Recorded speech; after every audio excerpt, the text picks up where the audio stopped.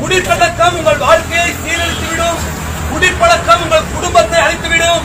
குடிப்பது கடவுளுக்கு விரோதமான பாவம். குடிப்பது உங்கள் சரீரத்திற்கு ஆபத்து.